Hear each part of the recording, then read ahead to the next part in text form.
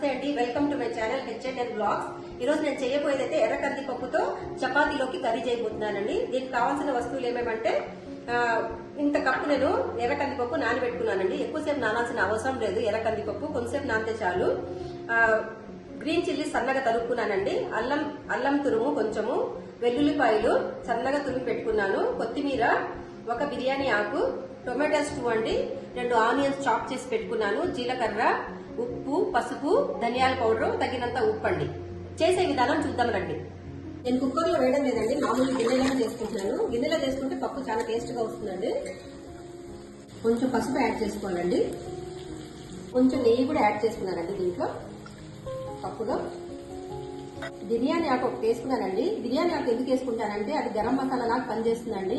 ఈ కందిపప్పులో పచ్చి వాసన అదంతా తీసేసుకొని మంచి వాసన, సువాసన, మంచి ఎరోమా ఉంటుందండి. ఈ బే లీఫ్ వేస్తే మంచి ఎరోమా వస్తుంది దానిలో. అందులో నెయ్యి వేసుకోవాలండి. ఫస్ట్ ఇది కొంచెం వేడైనాక జీలకర్ర అండి, జీలకర్ర స్పూన్ వేసుకోవాలా. వేడైనాక అండి అల్లం తురిమినాక వేసుకోవాలా.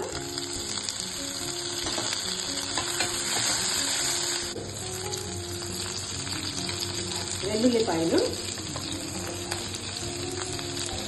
వేసుకొని కొంచెం బాగా వేయించాలి. కమ్మటి వాసన వస్తుందండి దీంట్లోనే. దాని తర్వాత ఆనియన్స్ యాడ్ చేసుకున్నాము, తగినంత ఉప్పు వేసుకొని వేయించుకున్నామండి కొంచెంసేపు.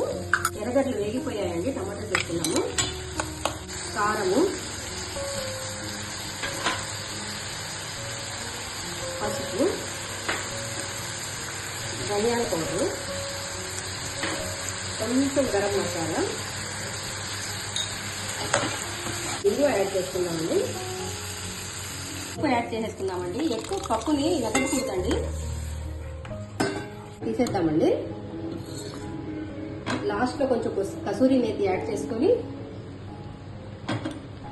కొత్తిమీర కొంచెం యాడ్ చేసుకొని మన ఎర్ర కందిపప్పు డిష్ తయారైపోయిందండి. మన ఎర్ర కందిపప్పు కర్రీ తయారైపోయిందండి. చపాతీలోకి చాలా సూపర్ గా ఉంటుంది. ఒకసారి ట్రై చేయండి. Please subscribe, like and share my channel.